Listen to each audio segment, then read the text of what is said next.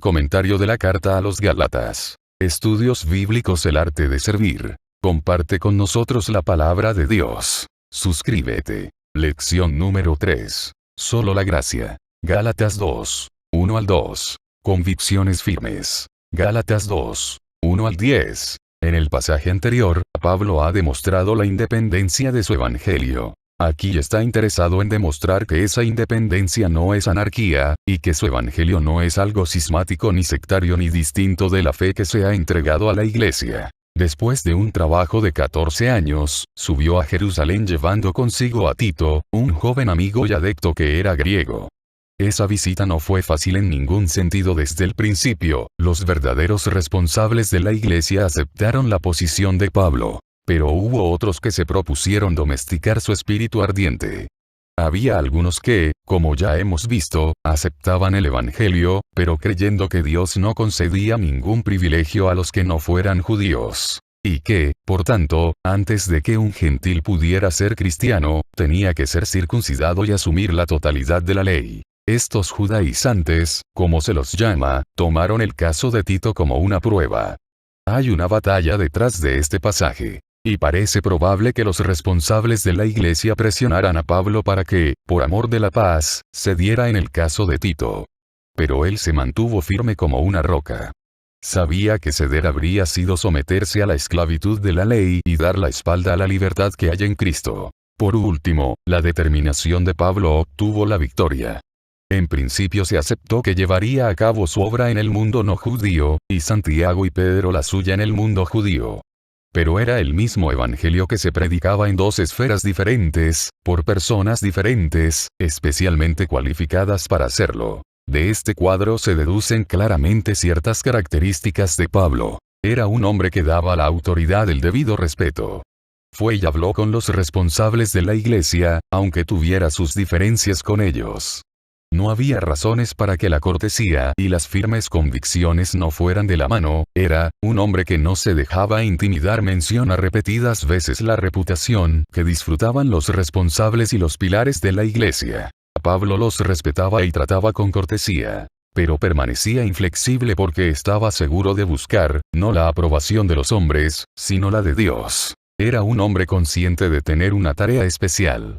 Estaba convencido de que Dios le había confiado una tarea, y no permitía que nada le impidieran cumplirla. Contra la hipocresía. Gálatas 2. 11, 13. El problema no se había terminado ni muchísimo menos. Una parte importante de la vida de la iglesia original era una comida en común que llamaban el Agape, o fiesta del amor. En esta fiesta, toda la congregación se reunía para participar de una comida general provista mediante un reparto de los recursos o medios que se tuvieran. Para muchos de los esclavos debe de haber sido la única comida decente que hacían en toda la semana, y expresaba de una manera muy especial la comunión de los cristianos. Eso parece, a primera vista, una cosa muy hermosa. Pero debemos recordar el exclusivismo rígido de los judíos más fanáticos. Se consideraba el pueblo escogido de tal manera que implicaba el rechazo de todos los demás. Este exclusivismo entraba en la vida diaria. Un judío estricto tenía prohibido hasta tener una relación comercial con un gentil. No debía hacer un viaje con un gentil. No debía ni dar hospitalidad ni aceptarla de un gentil. Aquí en Antioquía surgió un problema tremendo. En vista de todo esto, ¿podían sentarse juntos los judíos y los gentiles en una comida congregacional? Si se cumplía la ley antigua, está claro que era imposible. Pedro vino a Antioquía, y, en un principio, apartándose de los antiguos tabúes en la gloria de la nueva fe, participaba de la comida en común entre judíos y gentiles. Entonces llegaron algunos de Jerusalén que eran del bando judío tradicionalista.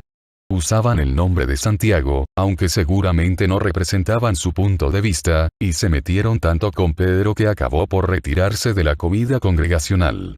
Los otros judíos se retiraron también con él, y por último hasta Bernabé se vio implicado en esta secesión. Fue entonces cuando Pablo habló con toda la intensidad de que era capaz su naturaleza apasionada, porque vio claramente algunas cosas. Una iglesia deja de ser cristiana cuando hace discriminación de clases.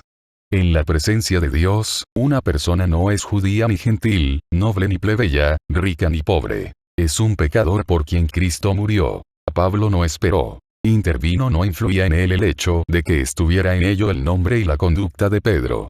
Era algo malo, y eso era todo lo que le importaba a Pablo. Solo por gracia. Gálatas 2. 14 al 17. Aquí se llega por fin a la verdadera raíz del asunto. Se estaba imponiendo una decisión que no se podía aplazar mucho más. El hecho del asunto era que la decisión de Jerusalén había sido una componenda. Y, como todas las componendas, tenía en sí misma el germen de la discordia. En efecto, la decisión había sido que los judíos seguirían viviendo como judíos, observando la circuncisión y la ley, pero que los gentiles eran libres de estas obligaciones. Estaba claro que las cosas no podían seguir así, porque la consecuencia inevitable era que se produjeran dos tipos de cristianos, y dos clases distintas dentro de la iglesia. El razonamiento de Pablo seguía este camino, por eso advirtió a Pedro cuando aparentemente Pedro dio un paso atrás. Aquello no tenía sentido para Pablo. Aquí debemos estar seguros del sentido de una palabra. Cuando los judíos aplicaban la palabra pecadores a los gentiles, no estaban pensando en sus cualidades morales, sino en la observancia de la ley. Para los judíos el pecador era el que no cumplía la ley, por eso plantea un hecho dramático ante la actitud de Pedro. Jesús le había enseñado a Pedro que debía liberarse de los rituales legales, porque la salvación es un regalo de Dios. Si Pedro consideraba pecado comer la comida de los gentiles, estaría insinuando que Jesús le había enseñado a ser un pecador. A este punto se había llegado. No podía ser verdad que los gentiles vinieran a Dios por la gracia, y los judíos por la ley. Para Pablo no había más que una realidad. La gracia, y era mediante el rendimiento a esa gracia como todos los hombres tenían que llegar a Dios. Cristo vive en mí. Gálatas 2. 18 al 21. Pablo habla desde las profundidades de la experiencia personal. Para él volver a la ley habría sido cometer un suicidio espiritual. Pablo dice que por la ley él murió a la ley para poder vivir para Dios, lo que quiere decir es que él había probado el camino de la ley.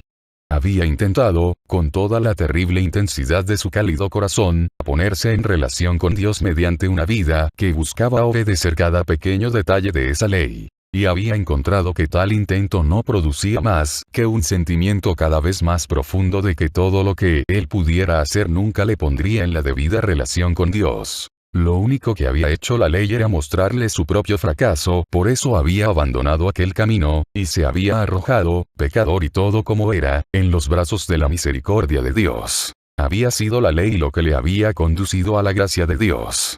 El volver a la ley no habría hecho más que enredarle otra vez totalmente en el sentimiento de alejamiento de Dios. Tan grande había sido el cambio, que la única manera en que podía describirlo era diciendo que había sido crucificado con Cristo para que muriera el hombre que había sido, y el poder viviente en su interior ahora era Cristo mismo. Por eso se preguntaba: si yo pudiera ganar mi propia salvación, entonces, ¿por qué tenía que haber muerto Cristo?